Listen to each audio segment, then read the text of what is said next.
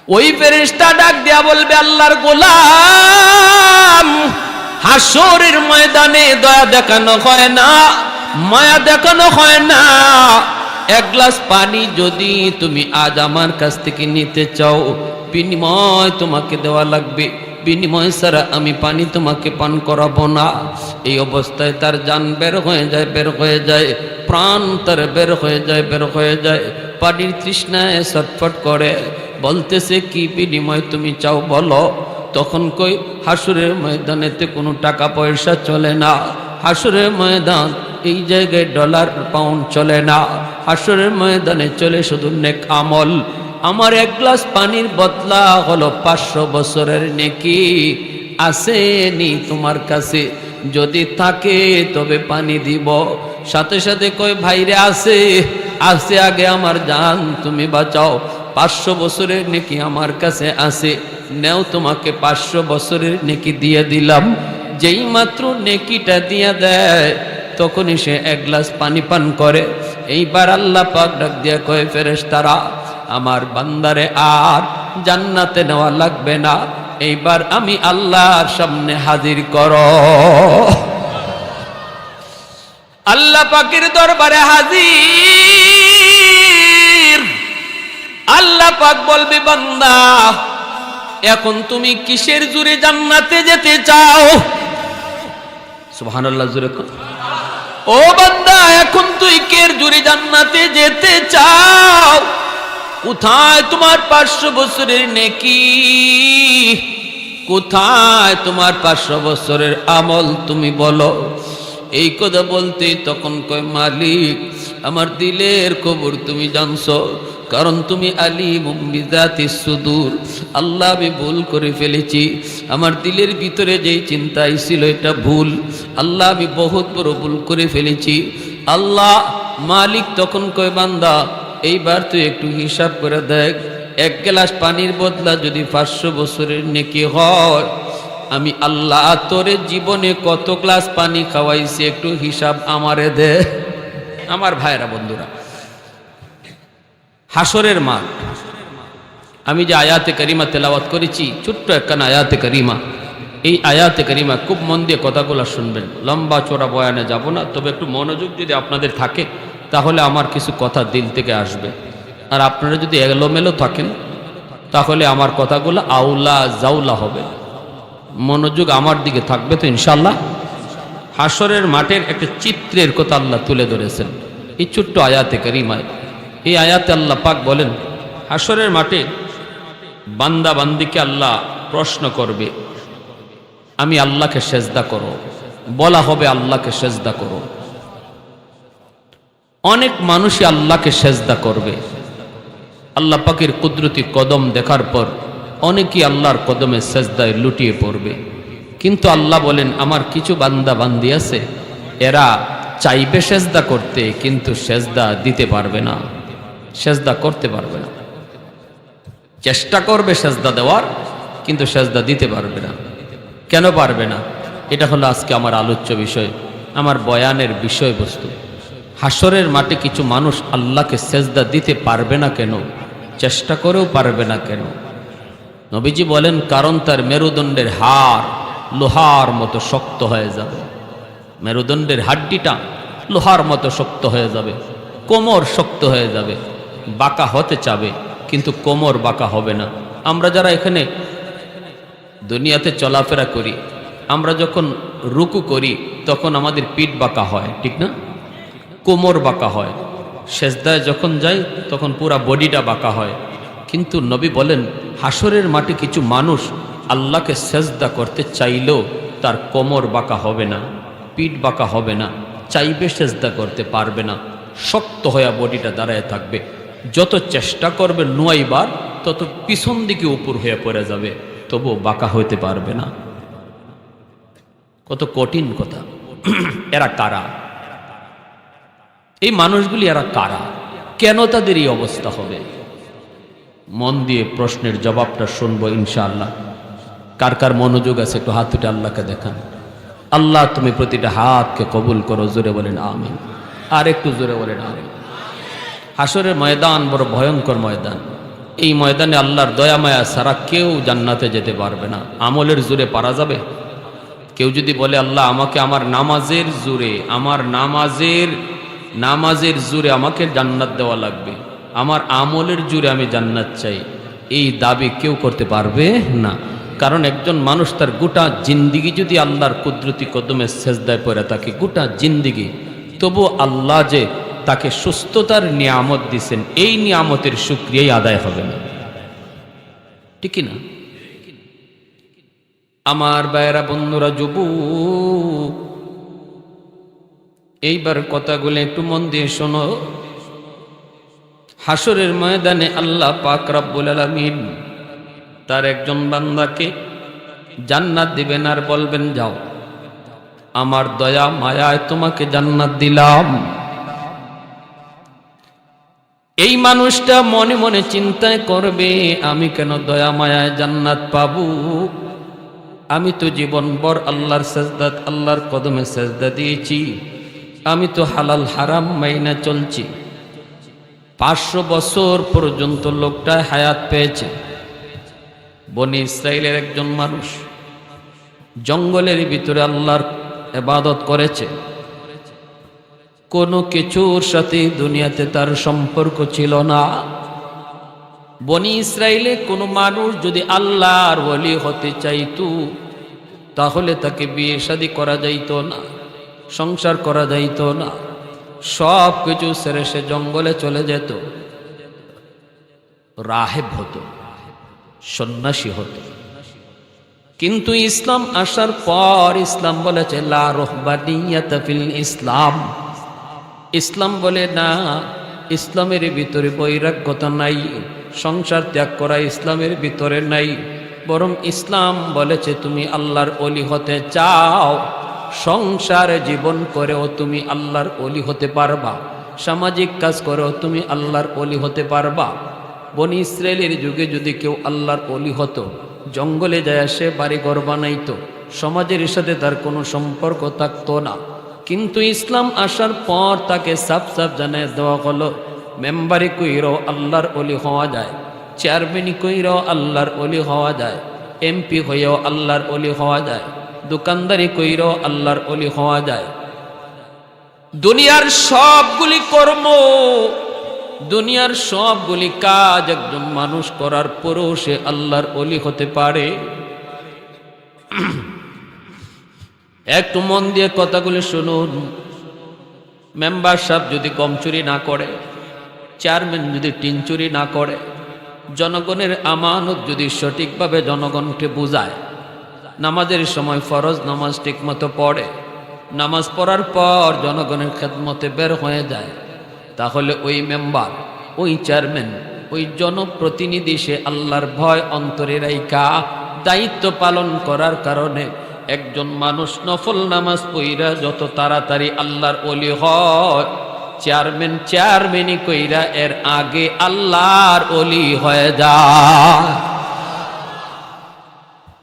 কারণ খেদমতে খোল, মানুষের সেবা, মানব সেবার উপরে নফল বন্দেগী হয় না। সুবহানাল্লাহ জোরে বলেন। মানব সেবার উপরে আর কোনো ইবাদত হয় না। একজন মানুষ মসজিদে বসে বসে জিকির করলো, মসজিদে বসে বসে কোরআন পড়লো, ফরজ নামাজ পড়ার পর চেয়ারম্যান সাহেব মসজিদ থেকে বের হয়ে গেল, অথবা জনপ্রতিনিধি মসজিদ থেকে বের হয়ে গেল, আর একজন মসজিদের ভিতরে বসে বসে জিকির করলো। আমার নবীর হাদিস বলে, ওই যে মানুষটা মসজিদে বসে বসে জিকির করে, এই মানুষটার আগে ওই চেয়ারম্যান আল্লাহর ওলি হয়ে যাবে, যদি সে মসজিদ থেকে বের হইয়া জনগণের সুবিধা অসুবিধা দেখতে বের হয়। এজন্যই তো হযরত ওমর ফারুক রাদিয়াল্লাহু তাআলা আনহু সারা জীবন তিনি রাতের অন্ধকারে ছদ্মবেশে বের হইয়া মানুষের সুবিধা অসুবিধা দেখতেন। সুবহানাল্লাহ, একটু জোরে বলেন সুবহানাল্লাহি ওয়া বিহামদিহি সুবহানাল্লাহিল আযীম। এজন্য আমার ভাইয়েরা, একজন জনপ্রতিনিধি, মানুষের দায়িত্ব যার কাঁধে পড়ছে, মানব সেবার দায়িত্ব যার কাঁধে পড়ছে, এই মানুষটা তার জিন্দিগিতে নফল নামাজ যদি কমও থাকে, তার জিন্দিগিতে নফল রোজা যদি কমও থাকে, তার জিন্দিগিতে নফল তসবিহ জিকির আজকার যদি কমও থাকে, কিন্তু সে যদি আল্লাহর ভয় অন্তরে রাইখা তার দায়িত্ব পালন করে, তাহলে ওই দায়িত্বের চেয়ারে বৈশা সে আল্লাহর ওলি খুব তাড়াতাড়ি হয়ে যায়।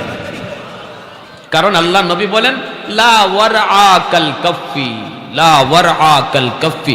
নবী বলেন যার সুযোগ ছিল গম চুরি করার, সুযোগ ছিল অন্যায় করার, সুযোগ ছিল মানুষের হক মাইরা খাওয়ার, এরপরও যে মানুষটা আল্লাহর ভয়ে নষ্ট করে না, আল্লাহর ভয়ে নষ্ট করে না, সুযোগ ছিল, কেউ দেখতো না, কেউ জানতো না, কেউ কিছু বলতো না, যদি সে অপরাধটা করত, যদি সেই হকটা নষ্ট করত, কিন্তু এরপরও করে না আল্লাহর ভয়ে, তার দিলের ভিতরে কেউ দেখে না, দেখেন আমার আল্লাহ, এই চিন্তায় যেই মানুষটা তার দায়িত্ব পালন করে, নবী বলেন সেই হলো তোমাদের ভিতরে, তোমাদের মধ্যে আল্লাহর বলি। সুবহানাল্লাহি ওয়া বিহামদিহি সুবহানাল্লাহিল আযীম। 200 রাকাত নফল নামাজ পড়া সহজ, কিন্তু হাতের কাছে কসকসে টাকা, সুযোগ ছিল সরাইবার, তাও সরাইলাম না আল্লাহর ভয়ে, এটা কঠিন। আওয়াজ দিয়ে বলেন ঠিক না, আরো জোরে বলেন ঠিক না।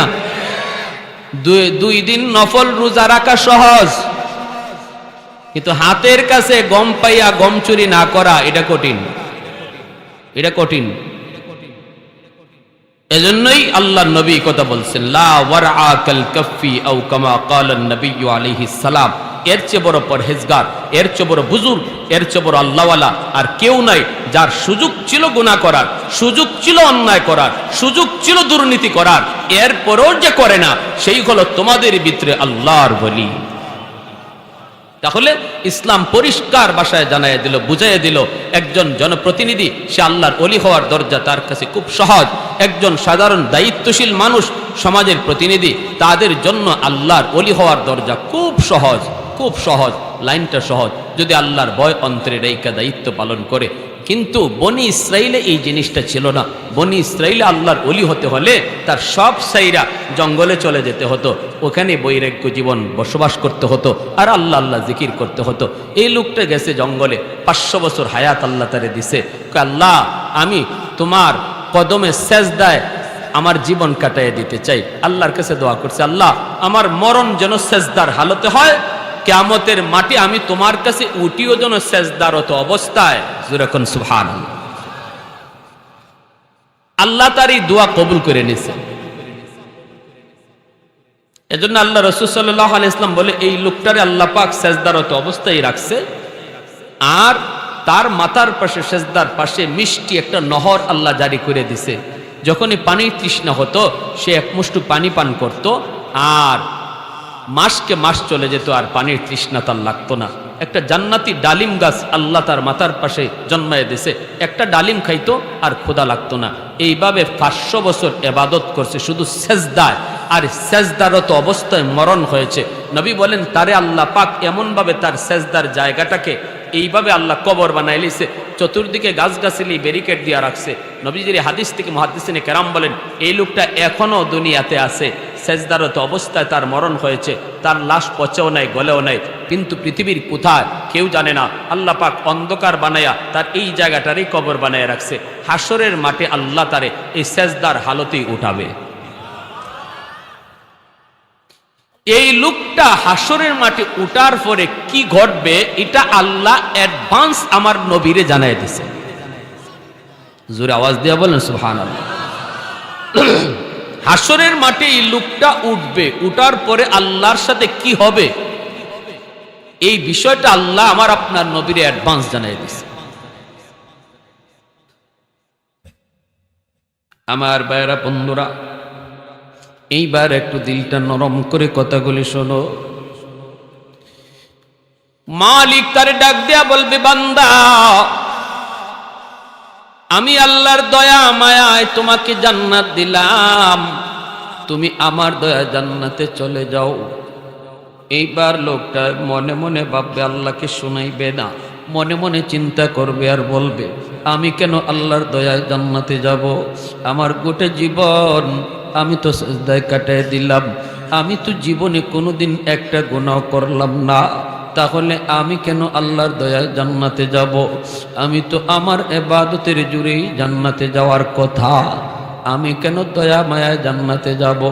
এই কথাটা দিলি দিলি শুধু আনছে, কিন্তু মুখে বলে নাই রে যুবক। দিলের কথা জানেন শুধুমাত্র কে? একটু জোরে আওয়াজ দিয়ে কে? মালিক তার দিলের কথাটা জেনে গেলেন। এইবার আল্লাহ পাক রব্বুল আলামিন ফেরেশতাদেরকে বলেন, ফেরেশতারা যাও, আমার বান্দারে তোমরা জান্নাতে নিয়ে যাও, কিন্তু জান্নাতে নেওয়ার সময় তারে জাহান্নামটা দেখায় নিও। জাহান্নাম, জাহান্নামটা তারে দেখায় নিও।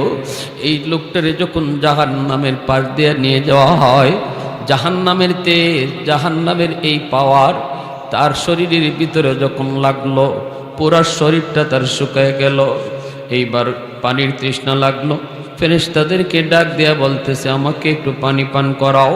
ফেরেশতারা কয়, পানি তো এই জায়গায় পাওয়া যাবে না, একটু সবর করুন, একটু পরেই তো আপনি জান্নাতে যাবেন, ওই জান্নাতে আপনার পানির কোনো সমস্যা হবে না, একটু অপেক্ষা করেন। কিছু দূর আগাইতেই পানির তৃষ্ণা আরো বেড়ে যায়। ফেরেশতাদেরকে বলে, ভাই আমাকে দ্রুত তোমরা পানি পান করাও, আর আমি সামনে যেতে পারবো না গো, আর আমি সামনে যেতে পারবো না, গোটা বডিটা আমার শুকায় গেছে, একটু পানি পান করাও। ফেরেশতারা কয়, এই জায়গায় পানির কোনো ব্যবস্থা নাই, একটু সামনে আগাও। সামনে আগাইতে আগাইতে লোকটার জিহ্বাটা বের হইয়া একদম বুক পর্যন্ত চলে আসবে পানির তৃষ্ণার কারণে, কিন্তু পানি তো পায় না। ওই সময় আল্লাহ পাক একজন ফেরেশতাকে বলবে, আমার বান্দার পাশ দিয়া তুমি এক গ্লাস পানি নিয়ে চলে যাও, এরপরে তোমার কাছে যদি পানি চায় তুমি বলবা এক গ্লাস পানি পান করাইতে পারি, কিন্তু বিনিময় হলো 500 বছরের ইবাদত। ওই যে মনের ভিতরে জাগছিল, 500 বছর আমি আল্লাহর ইবাদত করলাম, আমি আল্লাহর দয়া কেন জান্নাতে যাব? আমি তো আমার ইবাদতের জুরেই জান্নাতে যাওয়ার কথা, দয়া কেন যাব? যাইতেছে, আর ওই সময় ফেরেশতা এক গ্লাস পানি নিয়ে যায়। দেখে কো, ভাই আমাকে এক গ্লাস পানি পান করায় দাও। ফেরেশতা বলতেছে, ভাই রে, এখানে তো পানি মুফত খাওয়ানো হয় না, হাসরের মাঠে সব কিছুর বিনিময় লাগে, কেউ কাউরে দয়া দেখায় না, হাসরের মাঠ দয়া দেখানোর জায়গাও না। বাপ সন্তানকে দয়া দেখাবে না, সন্তান বাবাকেও দয়া দেখাবে না, স্বামী স্ত্রীকে দয়া দেখাবে না, স্ত্রী স্বামীকে দয়া দেখাবে না। সবাই শুধু চাইবে কারেকে বিপদে ফালাইয়া নিজে উদ্ধার হতে চায়। এটা হলো হাসরের ময়দানের চিত্র। স্বামী চাইব স্ত্রীকে বিপদে ফালাইয়া স্ত্রীর গায়ে দুষ চাপাইয়া স্বামী কেমনে বাঁচতে চায়, স্ত্রী চাইব স্বামীর গায়ে দুষ চাপাইয়া নিজে কেমনে বাঁচতে চায়, মা চাইব সন্তানের ঘাড়ে দুষ চাপাইয়া কেমনে মা বাঁচতে চায়, আর সন্তান চাইব কেমনে বাপ মার ঘাড়ে দুষ চাপাইয়া নিজে বাঁচতে চায়। এটা হলো হাসরের ময়দানের চিত্র। ঠিক কিনা জোরে বলেন, আর একটু জোরে বলেন ঠিক কিনা?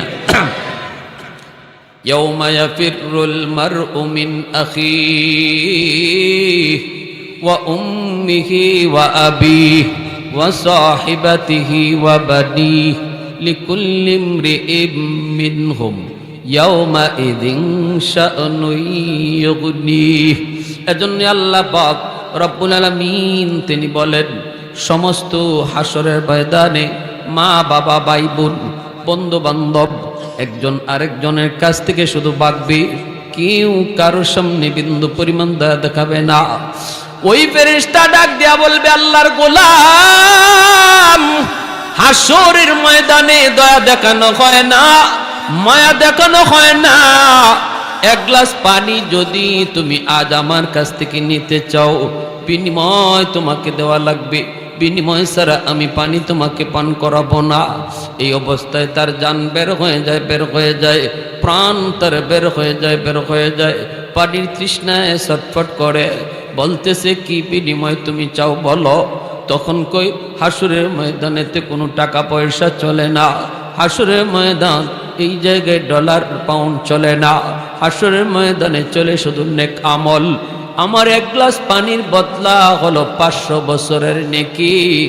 আসেনি তোমার কাছে? যদি থাকে তবে পানি দিব। সাথে সাথে কয় ভাইরে আছে, আছে, আগে আমার জান তুমি বাঁচাও। 500 বছরের নেকি আমার কাছে আছে, নেও তোমাকে 500 বছরের নেকি দিয়ে দিলাম। যেই মাত্র নেকিটা দিয়ে দেয় তখনই সে এক গ্লাস পানি পান করে। এইবার আল্লাহ পাক ডাক দিয়ে কয় ফেরেশতারা, আমার বান্দারে আর জান্নাতে নেওয়া লাগবে না, এইবার আমি আল্লাহর সামনে হাজির করো। আল্লাহ পাকের দরবারে হাজির। আল্লাহ পাক বলবে, বান্দা এখন তুমি কিসের জোরে জান্নাতে যেতে চাও? সুবহানাল্লাহ, জোরে কর। ও বান্দা, এখন তুই কের জোরে জান্নাতে যেতে চাও? কোথায় তোমার 500 বছরের নেকি? কোথায় তোমার 500 বছরের আমল? তুমি বলো। এই কথা বলতে তখন কয়, মালিক আমার দিলের খবর তুমি জানছো, কারণ তুমি আলিমুম বিযাতিস সুদূর। আল্লাহ, আমি ভুল করে ফেলেছি, আমার দিলের ভিতরে যেই চিন্তা ছিল এটা ভুল। আল্লাহ, আমি বহুত বড় ভুল করে ফেলেছি। আল্লাহ মালিক তখন কয়, বান্দা এইবার তুই একটু হিসাব করে দেখ, এক গ্লাস পানির বদলা যদি 500 বছরের নেকি হয়, আমি আল্লাহ তোরে জীবনে কত গ্লাস পানি খাওয়াইছি একটু হিসাব আমারে দে। এক গ্লাস পানির বদলা যদি 500 বছরের নেকি তুমি দিতে পারলা রে বান্দা, তুমি যেই জায়গায় সেজদায় পরে পরে আমার কদমে তুমি রাত কাটাইছো, দিন কাটাইছো, ওই জায়গার মধ্যেই তো আমি আল্লাহ একটা মিষ্টি পানির নহর তোমার জন্য জারি করেছিলাম। ওখান থেকে তুমি এক গ্লাস পানি পান করতা, আর বছরের পর বছর তোমার পানি তৃষ্ণা লাগতো না। জীবনে এমন কত গ্লাস পানি আমি তোমারে পান করাইছি একটু হিসাব দাও, আর আমার পানির বদলাটা দিয়া তুমি জান্নাতে যাও। একটু জোরে আওয়াজ দিয়া কন্যা সুবহানাল্লাহ, আর একটু জোরে সুবহানাল্লাহ। প্রশংসা করব কার? একটু জোরে মালিকের নাম কার? আলহামদুলিমান কদ্দারা খাইরাম ওয়া খাবালা, আলহামদুলিমান কদ্দারা খাইরাম ওয়া খাবালা, ওয়া শুকরু লিমান সাওয়ারা হুসনাও ওয়া জামালা, ফরদুন সামাদুন আন সিফাতিন খালকে বারিউন, রব্বুন আযালিয়ুন খালাকাল খালকা কামালা, লা জিদ্দা ওয়ালা নিদ্দা ওয়ালা হাদ্দা লিমাওলা, লা জিদ্দা ওয়ালা নিদ্দা ওয়ালা হাদ্দা লিমাওলা, আল আনা কামা কানা ওয়ালাম ইয়ালকা যাওয়ালা, আল আনা কামা কানা ওয়ালাম ইয়ালকা যাওয়ালা। এ ভাই, একটু মন দিয়ে শোনো কথাগুলি। এজন্য হাসরের ময়দানে আল্লাহ পাকের কুদরতি কলিজায় 99 ভাগ দয়া মায়া থাকবে। আল্লাহ পাক কোন উসিলায় তার কোন বান্দাকে মাফ করবে। হাসরের ময়দান হলো উসিলা যার যত বেশি হবে আল্লাহর কাছে সে তত বেশি মাফ পাবে। এক গ্লাস পানি পান করাইছি, একজন পথিক, একজন মুসাফির, এক গ্লাস পানি পান করাইছি হাসরের মাটি। ওই এক গ্লাস পানিও আমার নাজাতের উসিলা হতে পারে। জোরে আওয়াজ দিয়া কোন সুবহানাল্লাহ। নবীজি হাদিস শরীফের ভিতরে বলেছেন, একজন ডাক দিয়া বলবে, হুজুর আপনি আমাকে চিনেননি, কে তুমি? আনাল্লাযী সাকাইতুকা মাআ, আমি আপনাকে দুনিয়াতে এক গ্লাস পানি পান করাইছিলাম। আরেকজনে কইব, হুজুর আপনি আমাকে চিনছেননি, আনাল্লাযী ওয়াহাবতু লাকা উযুয়া, আমি আপনাকে একদিন এক বদনা অজুর পানি দিছিলাম। মায়ার নবী, দয়ার নবী বলেন, এতটুকু আমল হাসরের মাঠে নাজাতের উসিলা হবে। এজন্য রে যুবক, আল্লাহর বিধিবিধান পালন করব, নামাজ রোজা হুকুম আহকামগুলি মানব, সাথে সাথে ছোট ছোট উসিলাও বানাবো, ঠিক না? ছোট ছোট উসিলাও বানাবো। একজন অন্ধ মানুষ রাস্তা দিয়া যায়, হঠাৎ করে খাদে পড়ে যেতে পারে, দৌড় দিয়ে অন্ধ মানুষটাকে ধরলাম। বাইরে তুমি তো খাদে পড়ে যাচ্ছ। এই পয়লা লোকটাকে আমি রাস্তার দিকে আগায় দিলাম। এটাও আমার হাসরের মাঠে নাজাতের উসিলা হবে। একজন মুসাফির রাস্তা চেনে না, অপরিচিত মানুষ, আমাকে বলল ভাই অমুক জায়গায় যাব। আমি সুন্দর করে তার রাস্তাটা একটু দেখায় দিলাম। এটাও হাসরের ময়দানে নাজাতের উসিলা হবে। অভাবে পড়ে গেছে, বিপদে পড়ে গেছে একজন মানুষ, আমার সাধ্য নাই, কিন্তু যেই পরিমাণ সাধ্য আছে এই পরিমাণ সাধ্য দিয়া ওই মানুষটার উপকার করলাম। এটাও হাসরের ময়দানে নাজাতের উসিলা হবে। এজন্য উসিলা বানাও, উসিলা বানাও। আল্লাহ পাক রব্বুল আলামিন হাসরের ময়দানে একজন বান্দাকে ডাক দিয়া বলবে, ও বান্দা, বলতো দেখি দুনিয়াতে কোনো আলেমের মজলিসে তুমি বসছিলা কিনা? এতটুকু উসিলা যদি আমি আল্লাহ তোমার পাই, তবে আজকে আমি তোমাকে মাফ করব।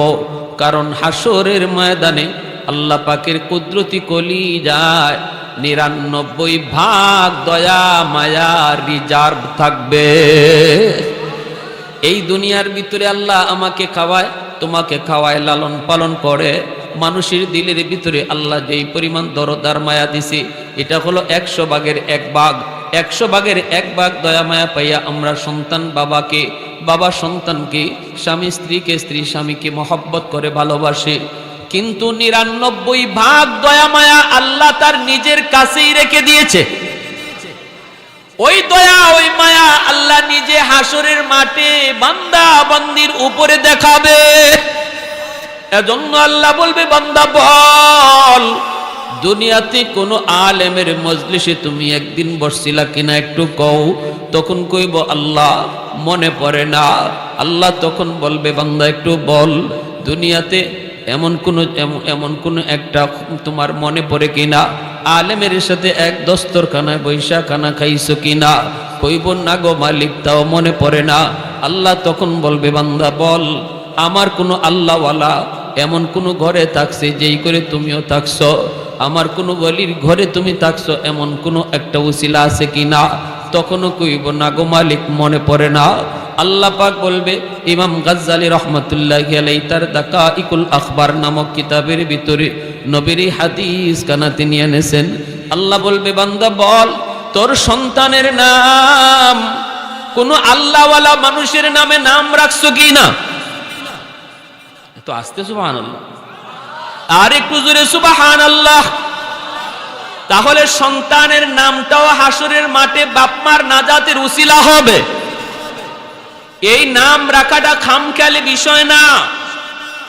একজনে কইল নাম রেখে দিলাম না, এটাও হাসরের মাঠে আমার নাজাতের উসিলা হবে।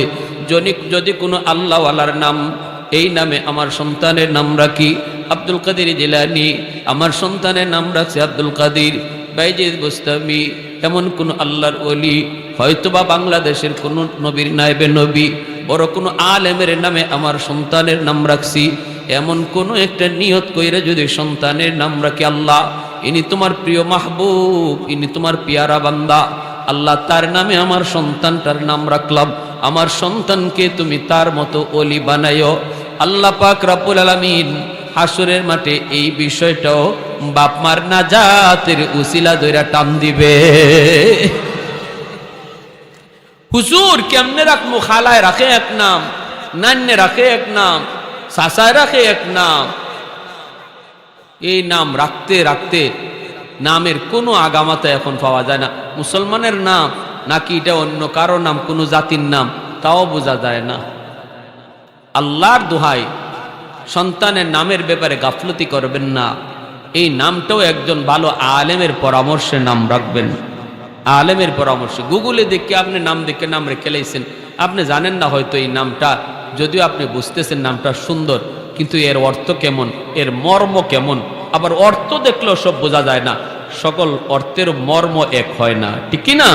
এজন্য আলেমের পরামর্শ নিবেন, কারণ এটাও আমার নাজাতের উসিলা হিসাবে আল্লাহর কাছে টান দিবে।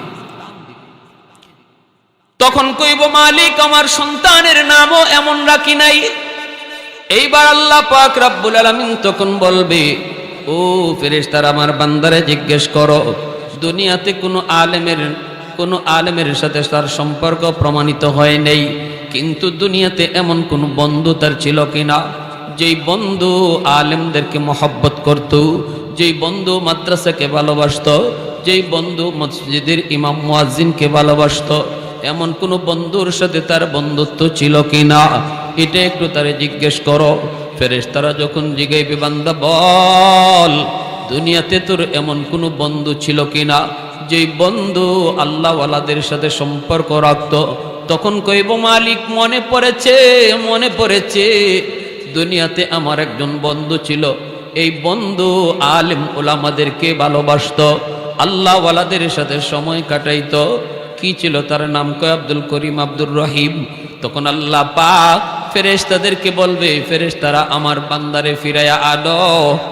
আমার পিয়ারা বান্দাদের সাথে তার সম্পর্ক ডাইরেক্ট প্রমাণিত হয় নাই, কিন্তু ইনডাইরেক্ট প্রমাণিত হইছে। আল্লাহু আকবার, জোরে বলেন আল্লাহু আকবার। করো না, জায়গায় জায়গায় বসে থাকো, যার যার জায়গায় সবাই বসে থাকো। লা ইলাহা ইল্লাল্লাহ। দেখেন আল্লাহর দয়া, দয়া আল্লাহ পাকের দয়ার কথা বলতেছিলাম। হাসরের মাঠে আল্লাহ পাকের কুদরতি দিলের মধ্যে কয় ভাগ দয়া মায়া থাকবে? সবার মনে আছে? কত ভাগ? কত ভাগ? 99 ভাগ দয়া মায়া আল্লাহর কুদরতি দিলের মধ্যে থাকবে।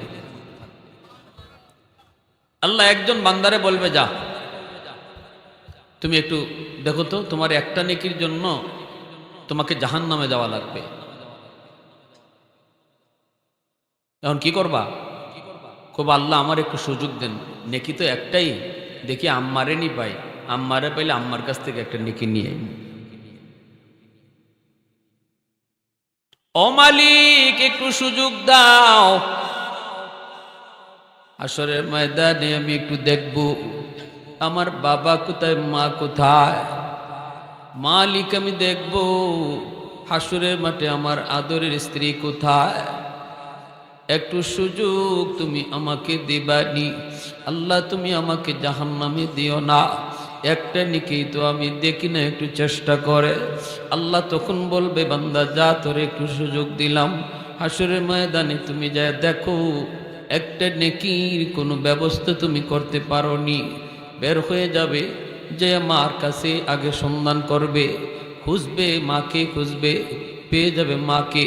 পাইয়ে মাকে ডাক দিয়া বলবে, মা গো, ও মা, দুনিয়াতে কত রাত তুমি আমার জন্য ঘুমাও নাই। মা বিপদে পড়ে গেছি আমি,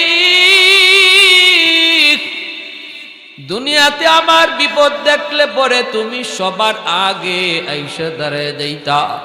আমার সন্তানরে তোরা পরে মারবি, আগে আমি মারে মার। আমার সন্তানের উপরে তোমরা হাত পরে তুলবা, আগে আমি মায়ের গায়ে হাত তুল। এতটুকু তুমি করছো, কোনো বিপদ আমার গায়ে তুমি আসতে দাও নাই।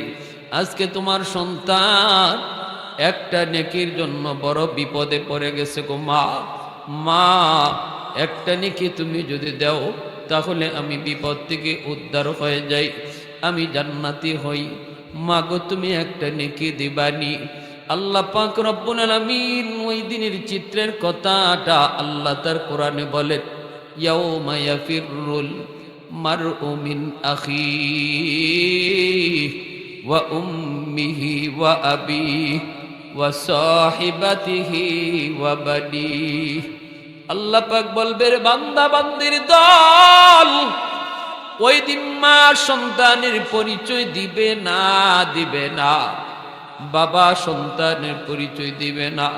মা বলবে, তুমি কে? আমি তোমাকে চিনি না, তোমার মতো দুনিয়াতে আমার কোনো সন্তানই ছিল না।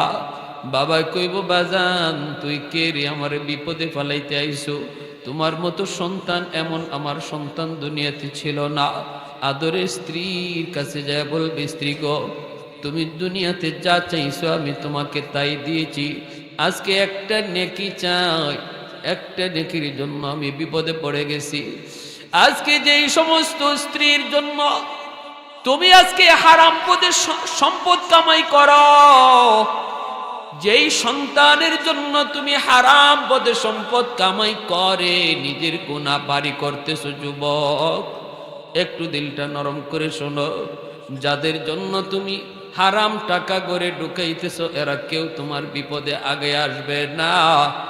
সম্পূর্ণ বিপদ তোমাকে একাই ট্যাকেল দেওয়া লাগবে। বুদ্ধিমান ওই মানুষটা নয়, ভোগ করবে সমস্ত মানুষ, কিন্তু হিসাব দিব আমি একা।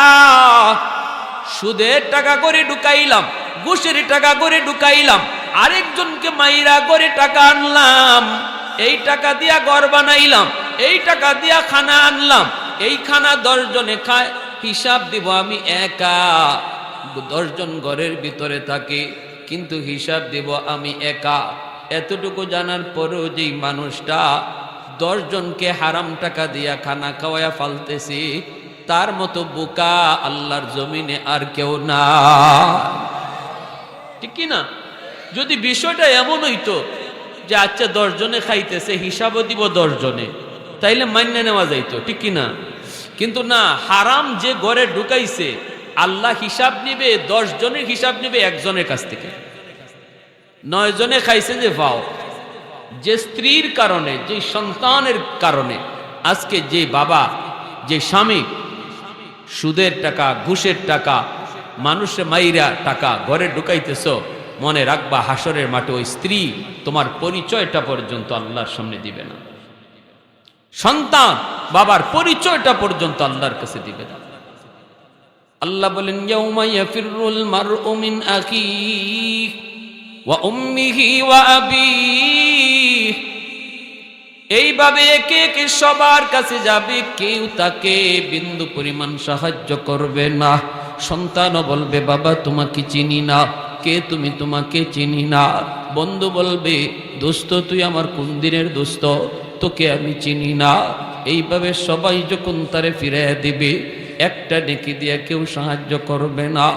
তখন নিরাশ হইয়া আল্লাহর দিকে চোখের পানি ধরায়া হাসরের ময়দান, পুরা ময়দান তালাশ কইরা যখন কাউকে বিপদের সময় সাহায্য করতে পাইল না, চলছে আল্লাহর দিকে, তখন একজন মানুষ ডাক দিয়ে বলবে, বাইরে তুমি এত মন খারাপ কেন, তোমার কান্না করো কেন? তখন বলতেছে, ভাই কান্না করবো না তো কি, যাদের জন্য দুনিয়াতে হালাল হারাম চাইলাম না, যাদের জন্য শরীরে রক্ত পানি করে কামাই করলাম, ওই কামাইটা হালাল নাকি হারাম এত কিছু দেখলাম না, আজকে আমার কেউ পাশে নাই, কেউ পাশে নাই। এমনকি আদরের স্ত্রীটা পর্যন্ত আমাকে পরিচয় দিতে চায় না। এই কথা বইলা কয়, একটা নেকি আমি কারো কাছে পাইলাম না, আমার একটা নেকির কারণে আমি জাহান্নামী হয়ে যাব। তখনই ওই লোকটাই কয়, রে ভাই তুই কাঁদবি না, আমার আছেই মাত্র একটা নেকি, ওই এক নেকি লইয়া আমি জান্নাতে যাইতেও পারবো না। আমার একটা নেকি দিলে যদি তুমি জান্নাতি হয়ে যাও, আমি তোমাকে আমার নেকিটা দিয়া দিলাম।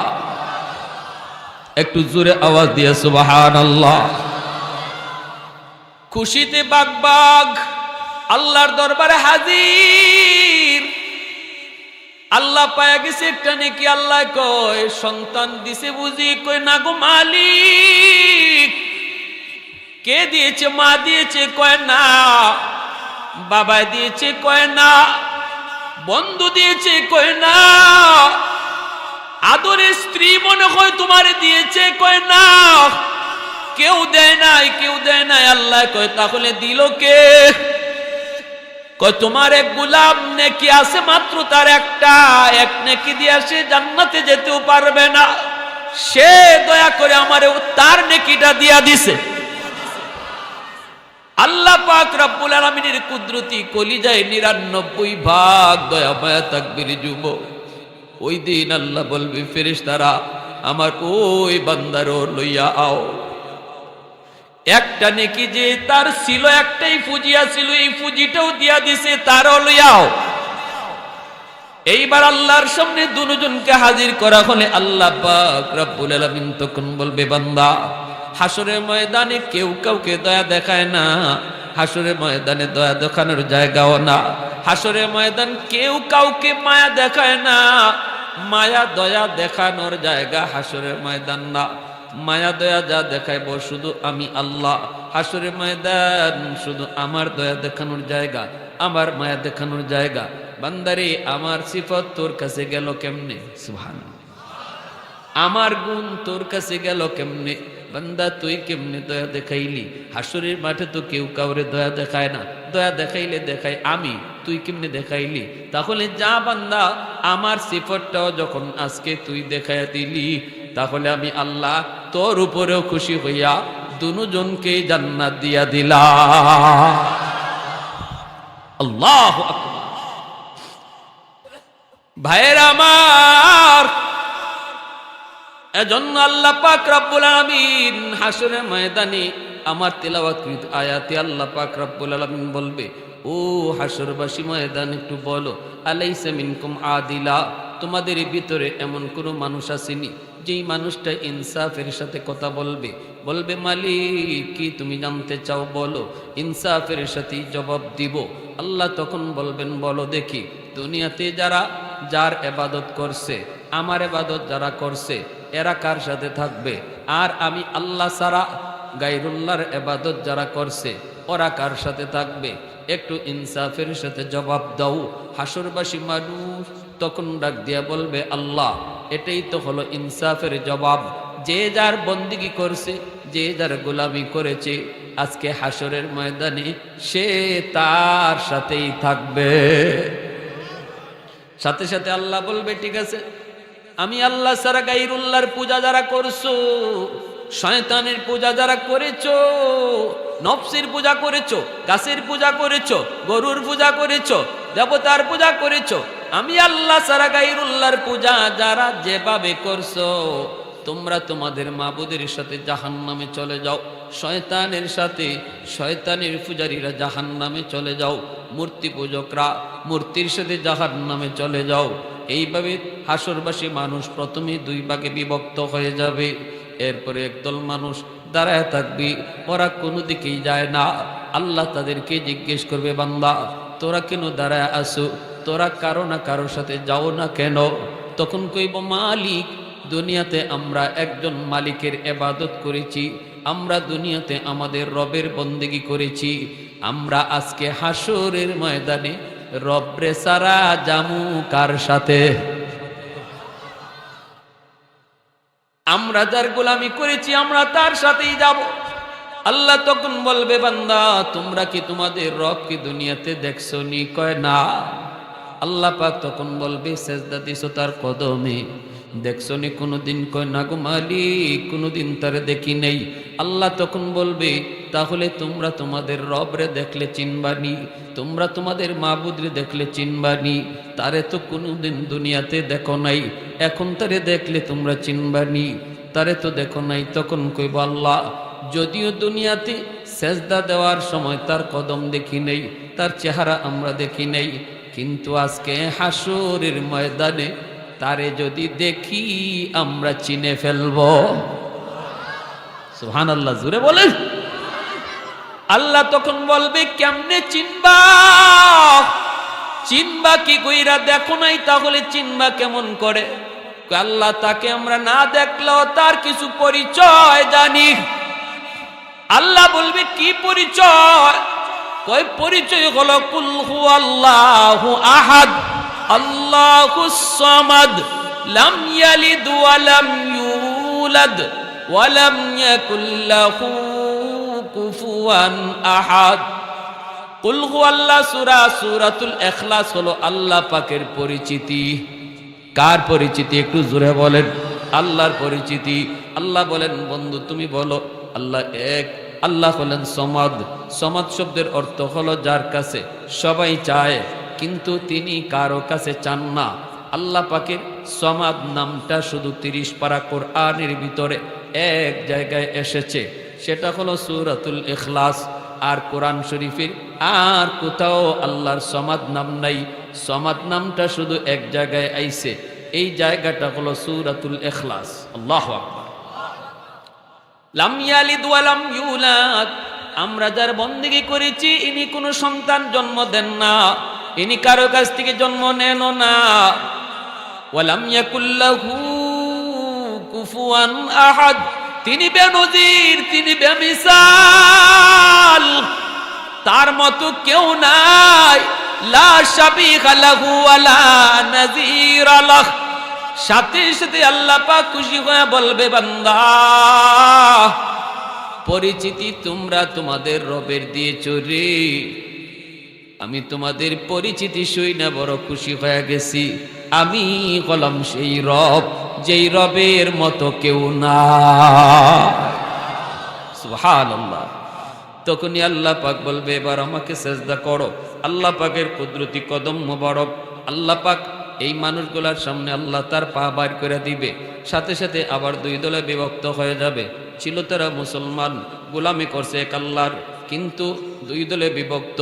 একদল আল্লাহকে দেখা মাত্রই আল্লাহর কুদরতি কদমে সেজদায় পড়ে গেছে, আর একদল সেজদা দিতে পারে না, দাঁড়ায় রইছে, কোমর বাঁকা হয় না, মেরুদণ্ডের হাড় তার লোহার মতো শক্ত। চেষ্টা করে সেজদা দেওয়ার জন্য সেজদা দিতে পারে না, উপর হইয়া পিছনে পড়ে যায়। আল্লাহ পাক রব্বুল আলামিন তখন জিজ্ঞেস করবে, বান্দা কাঁদো কেন? কই মালিক কাঁদবো না, তোমার কদম দেখা বন্ধু তোমাকে সেজদা দেয়, কিন্তু আমি সেজদা দিতে পারি না। আমার প্রতিবেশী তোমাকে সেজদা দেয়, আমি দিতে পারি না। পাশের দোকানদার তোমাকে সেজদা দেয়, আমি দিতে পারি না। আল্লাহ, এজন্য আমি কাঁদতেছি। রব্বুল আলামিন তখন বলবে, বান্দারে এখন কান্না করে লাভ নাই।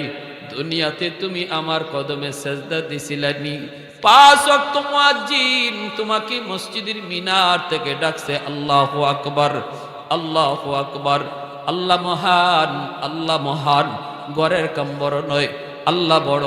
দোকানের কাম বড় নয়, আল্লাহ বড়। বন্ধু তোমার কাছে বড় নয়, আমি আল্লাহ বড়। এই আওয়াজটা তোমার কানে গিয়া পড়ছে। ওই দিন যদি তুমি ডাক শুই না মসজিদে আইসা আমার কদমে সেজদা দিতা, তাহলে আজকে হাসরের ময়দানেও সেজদা দিতে পারতা। আল্লাহ বলবে, দুনিয়াতে যারা আমার সামনে পিঠ বাঁকা করছে, আজকে হাসরের মাঠে তারাই শুধু পিঠ বাঁকা করতে পারবে। দুনিয়াতে যারা আমার সামনে পিঠ বাঁকা করে নাই, তারা আজকে হাসরের মাঠে চেষ্টা করলেও পিঠ বাঁকা করতে পারবে না। দুনিয়াতে যারা নামাজ পড়ছে, এরা হাসরের মাঠে আল্লাহরে দেখা মাত্রই সেজদা দিবে। দুনিয়াতে যারা নামাজ পড়তো না, এরা আল্লাহরে দেখবে, সেজদা দিতে চাইবে। হাসরবাসী মানুষের সাথে সেও সেজদা দিতে চাইবে, কিন্তু সোজা হয়ে দাঁড়ায় থাকবে, পিঠ আর বাঁকা হবে না। আল্লাহ বলবে, বান্দা তোর বুঝি কষ্ট হয়? কোন মালিক কষ্ট হয়? আল্লাহ কইব, বান্দা ওই দিন মসজিদের পাশ দিয়ে যখন তুই চলে যাইতি, আযান শোনার পরও মসজিদে আসতি না, ওই দিন তোর চলে যাওয়া দেখেও আমি আল্লাহর কুদরতি কলিজায় বড় কষ্ট লাগছিল। বান্দারে, চোখের সামনে তোর বন্ধু মসজিদে ঢুকলো, চোখের সামনে তোর পরিচিত মানুষ মসজিদে ঢুকলো, অথচ তুই মসজিদে ঢুকলি না। আমি আল্লাহ তোরে পিছন থেকে বারবার যেন ডাকছিলাম, ইয়া আইয়ুহাল ইনসান মা গাররাকা বিরব্বিকাল কারীম। বান্দা কই যাস? এ যুবক তুই কই যাস? আমি আল্লাহ তোরে কত আদর করে বানাইছি। কে তোরে আমার থেকে বুলায় দিল? মায়ের পেটে আমি তোরে খাওয়ার ব্যবস্থা করেছি। দুনিয়াতে আসার আগেই তোর খানা আমি আগেই মার বুকে রিজার্ভ রেখে দিয়েছি। সেই খানাটাও বেশি ঠান্ডাও না বেশি গরমও না। তুই আসার আগে আমি আল্লাহ তোর রিজিকের ব্যবস্থা করেছি।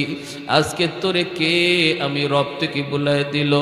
আমি আল্লাহ আসমান বানাই তো হাত লাগাই নাই, জমিন বানাই তো হাত লাগাই নাই, ফেরেশতা বানাই তো আমি আল্লাহ হাত লাগাই নাই। এ যুবক, আল্লাহ পাক রব্বুল আলামিন কয়, বান্দা খালাকতু বিয়াদাইয়া, আসমান জমিন ফেরেশতা জান্নাত জাহান্নাম আল্লাহ নিজের হাত দিয়া বানায় না, কিন্তু তোমাকে আমাকে আল্লাহ নিজের হাত দিয়া বানাইছে। আল্লাহ বলে, খালাকতু বিয়াদাইয়া, আমি তোরে এত মায়া করে বানাইছি রে বান্দা, এত মায়া করে আমি ফেরেশতাও বানাইছি না, এত মায়া করে জান্নাত জাহান্নাম আমি বানাইছি না, যতটা মায়া করে তোরে বানাইছি। কিন্তু যেদিন মসজিদের মিনারে আজান শোনার পরেও তুই মসজিদে আসতি না, ওই দিন তোর এই আচরণ দেখে আমি আল্লাহর কুদরতি কলিজায় তখন ব্যথা লাগছে। সেই দিন আমি আল্লাহর কুদরতি কলিজা কাঁদছে। আজকে তুই যেমন কান্দ, ওই দিন তোর আচরণ দেখে আমি আল্লাহ কাঁদছি। বান্দা, কে তোরে বুলায়া দিল? কে তোরে আমি রব থেকে বুলায়া দিল? কে তোরে আমি রব থেকে বেশি ভালোবাসলো? বান্দা একটু ক, কে আমার থেকে তোরে বেশি ভালোবাসে একটু ক। কিন্তু ওই দিন তুই আমার ডাকে সাড়া দিলি না। যদি ওই দিন আলেম ওলামার কথা শুনে মসজিদে আসতি, ওয়াজ মাহফিলে বসতি, উলামা ইকরামের কথাগুলি শুনতি, আমি আল্লাহ এই উসিলায় তোর দিলটা নরম করে দিতাম। কিন্তু ওয়াজ মাহফিলও তুই মন দিয়া কথাগুলি শুনলি না, তোর দিল পাথরের মতো শক্ত শক্তই থেকে গেল। আজকে জাহান্নামের আগুন ছাড়া তোর দিল নরম হবে না, নরম হবে না। এজন্য দুনিয়াতে যেই মানুষগুলার দিল শক্ত, ওই মানুষগুলার দিল নরম করার জন্য আল্লাহ জাহান্নামের আগুন বানায় রাখছে। দরজা জানালা সব বন্ধ করে ভিতরে ঢুকাবে। জাহান্নামের দরজা জানালা বন্ধ। এই ডেকচির পাতিলের মুখ যদি আমরা লাগায় দেই, এর অর্থ হলো চাউল যেন নরম হয়। আল্লাহ পাক জাহান্নামের দরজা জানালা সবগুলি লাগায়া লাগায়া জাহান্নামের ভিতরে ফেলাবে। আর বলবে খুজুহু ফাগুল্লুহু সুম্মাল জাহিমা সাল্লু সুম্মা ফি সিলসিলাতিন যারউহা সাবউনা যিরাআন ফাসলুকু। আল্লাহ বলবে, ওরে ধরো, 70 গজ জিঞ্জির দিয়া ওরে বাঁধো, 70 গজ জিঞ্জির দিয়া ওরে বাঁধো, তারপরে জাহান্নামে নিক্ষেপ করো। এজন্য ভাই, রজব মাস, এই মাসেই আল্লাহর নবী রহমতের নবী মেরাজে গিয়া এই 5 ওয়াক্ত নামাজ লইয়া আইছেন যুবক।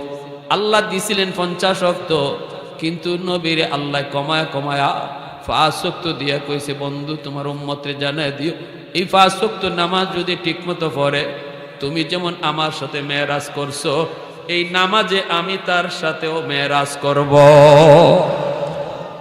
আর বলে দিও, 5 ওয়াক্ত নামাজ যে পড়ব, 50 ওয়াক্তের সওয়াব আমি আল্লাহ তারে দান করব। তে আজকের এই রজব মাসে আমাদের প্রত্যেকের প্রতিজ্ঞা করা দরকার, আমি জীবনে আর নামাজ ছাড়ব না। কাদের কাদের কারা কারা এই ওয়াদা করতে রাজি আছি? 5 ওয়াক্ত নামাজ আমি আর জীবনে ছাড়ব না। আল্লাহ আল্লাহ যা করেছি ভুল করেছি, আল্লাহ আর নামাজ ছাড়ব না, আর ভুল করবো না, বাপ মার সাথে বেয়াদবি করব না, মার কলিজায়ের ব্যথা দিব না, বাবার কলিজায় আর ব্যথা দিব না। আল্লাহ আমাদের সবাইকে মরণ পর্যন্ত তোমার প্রিয় বান্দাবান্দি হইয়া থাকার তৌফিক দান করো। সবাই বলেন আমিন। ওয়া আখির দাওয়ানা আনিল হামদুলিল্লাহি রাব্বিল আলামিন। আল্লাহুম্মা সাল্লি আলা মুহাম্মদ ওয়া আলা আলি মুহাম্মদ কামা সাল্লাইতা আলা ইব্রাহিম ওয়া আলা আলি ইব্রাহিম ইন্নাকা হামিদুম মাজিদ।